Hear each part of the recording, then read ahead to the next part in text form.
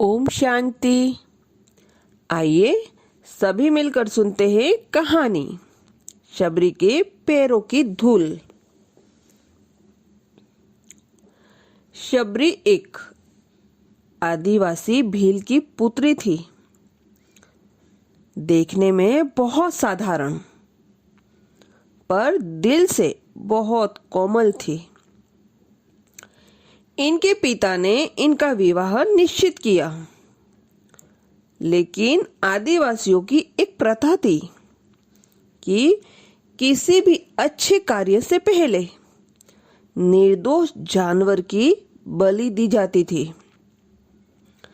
इस प्रथा को पूरा करने के लिए इनके पिता शबरी के विवाह के एक दिन पूर्व 100 भेड़ बकरियां लेकर आए।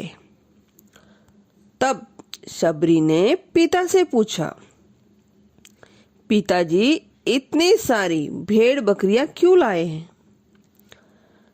पिता ने कहा, शबरी यह एक प्रथा है जिसके अनुसार कल प्रातः तुम्हारे विवाह की विधि शुरू करने से पूर्व इन सभी भेड़ बकरियों की बलि दी जाएगी। यह कहकर उनके पिता वहां से चले जाते हैं।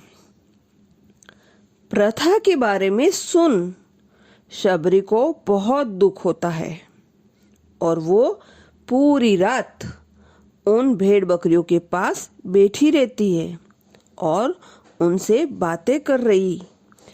उनके मन में एक ही विचार था कि कैसे वो इन निर्दोष जानवरों को बचा पाए।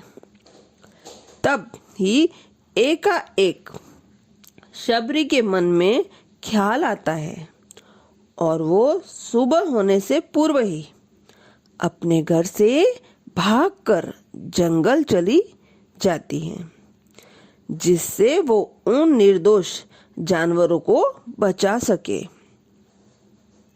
शबरी भली भांति जानती थी, अगर एक बार वो इस तरह से घर से जाएगी तो कभी उसे घर वापस आने का मौका नहीं मिलेगा। फिर भी शबरी ने खुद से पहले उन निर्दोषों की सोची।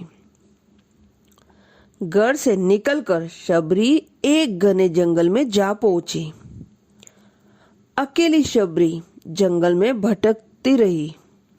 तब उसने शिक्षा प्राप्ति के उद्देश्य से कहीं गुरुवरों के आश्रम में दस्तक दी, लेकिन शबरी तुच्छ जाति की थी, इसलिए उसे सभी ने धुतकार के निकाल दिया। शबरी भटकती हुई मंतंग ऋषि के आश्रम पहुंची और उसने अपनी शिक्षा प्राप्ति की इच्छा व्यक्त की। मतक ऋषि ने शबरी को सहर्ष अपने गुरुकुल में स्थान दे दिया। अन्य सभी ऋषियों ने मंतंग ऋषि का तिरस्कार किया, लेकिन मंतंग ऋषि ने शबरी को अपने आश्रम में स्थान दिया। शबरी ने गुरुकुल के सभी आचरणों को आसानी से अपना लिया और दिन रात अपने गुरु की सेवा में लग गई। शबरी जतन से शिक्षा ग्रहण करने के साथ साथ आश्रम की सफाई, गौशाला की देखरेख, दूध दोहने के कार्य के साथ सभी गुरुकुल वासियों के लिए भोजन बनाने का कार्य में लग गई। कई वर्ष बीत गए। मतक ऋषि शबरी की गुरु भक्ति से बहुत प्रसन्न थे। मंतक ऋषि का शरीर दुर्बल हो चुका था, इसलिए उन्होंने एक दिन शबरी को अपने पास बुलाया और कहा, पुत्री, मेरा शरीर अब दुर्बल हो चुका है, इसलिए मैं अपनी देह यहीं छोड़ना चाहता हूँ, लेकिन उससे पहले मैं तुम्हें आशीर्वाद देना चाहता हूँ। बोलो पुत्री, तुम्हें क्या चाहिए? आंखों में आंसू भरकर शबरी मंतक ऋषि से कहती है, हे गुरुवर, आप ही मेरे पिता हैं। मैं आपके कारण ही जीवित हूँ। आप मुझे अपने साथ ही ले चले। मंतक ऋषि ने कहा, नहीं पुत्री, तुम्हें मेरे बाद मेरे इस आश्रम का ध्यान रखना है। तुम जैसी गुरुपरायण शिष्य को अपने कर्मों का उचित फल मिलेगा। एक दिन भगवान राम तुमसे मिलने यहाँ आएंगे और उस दिन तुम्हारा उद्धार होगा और तुम्हें मोक्ष की प्राप्ति होगी।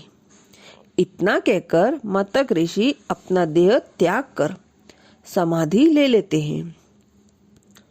उसी दिन से शबरी हर रोज प्रातः उठकर बाग जाती, ढेर सारे फूल इकट्ठा करती, सुंदर सुंदर फूलों से अपना आश्रम सजाती, क्योंकि उसे भगवान राम के आने का कोई निश्चित दिन नहीं पता था।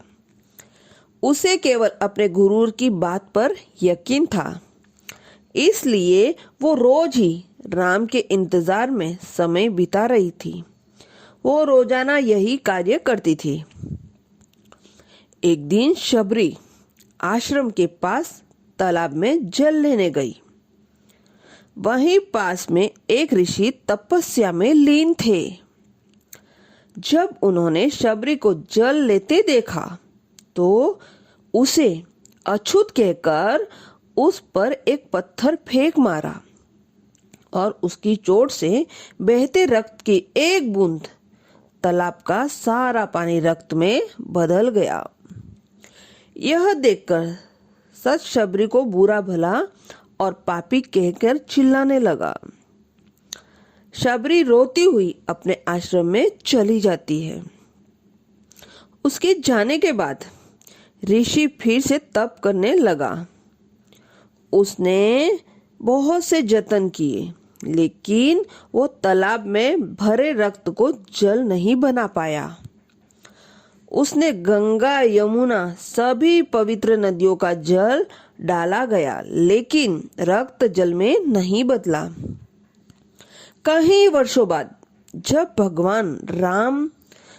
भगवान राम सीता की खोज में वहां आए, तब वहां के लोगों ने भगवान राम को बुलाया और आग्रह किया कि वे अपने चरणों से स्पर्श से इस तालाब के रक्त को पुनः जल में बदले।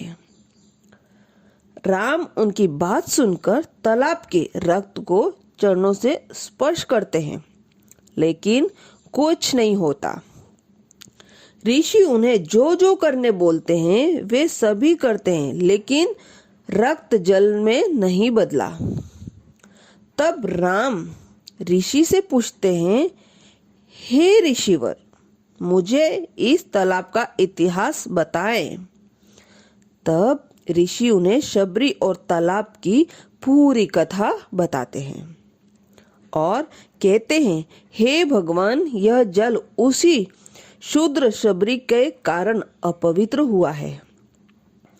तब भगवान राम दुखी होकर कहा, हे गुरुवर, यह रक्त उस देवी शबरी का नहीं, मेरे हृदय का है, जिसे तुमने अपने अशब्दों से घायल किया है। भगवान राम ऋषि से आग्रह करते हैं कि मुझे देवी शबरी से मिलना है। तब शबरी को बुलावा भेजा जाता है। राम का नाम सुनते ही शबरी दौड़ी आती है। राम, मेरे प्रभु राम कहती हुई जब वो तालाब के समीप पहुंचती है, तब उनके पैरों की धूल तालाब में चली जाती है और तालाब का सारा रक्त जल में बदल जाता है। तब भगवान राम कहते हैं, देखिए गुरुवर, आपके कहने पर मैंने सब किया, लेकिन यह रक्त भक्त शबरी के पैरों की धूल से ही जल में बदल पाया। शबरी जैसे ही भगवान राम को देखती है, उनके चरणों में पकड़ लेती है और अपने साथ आश्रम लाती है। उस दिन भी शबरी रोज की तरह सुबह से अपना आश्रम फूलों से सजाती है और बाग में चक चक कर सबसे मीठे बेर अपने प्रभु राम के लिए चुनती है। वो पूरे उत्साह के साथ अपने प्रभु राम का स्वागत करती है और बड़े प्रेम से उन्हें अपने जूठे बेर परोसती है। भगवान राम भी बहुत प्रेम से उसे खाने उठाते हैं। तब उनके साथ गए लक्ष्मण उन्हें रोककर कहते हैं, भ्राता, ये बेर झूठे हैं। तब राम कहते हैं, लक्ष्मण, ये बेर झूठे नहीं, सबसे मीठे हैं, क्योंकि इनमें प्रेम है और वे बहुत प्रेम से उन बेरों को खाते हैं। मंतंग ऋषि का कथन सत्य होता है और देवी शबरी को मोक्ष की प्राप्ति होती है और इसी तरह से भगवान राम शबरी के राम कहलाते हैं। अच्छा, ओम शांति।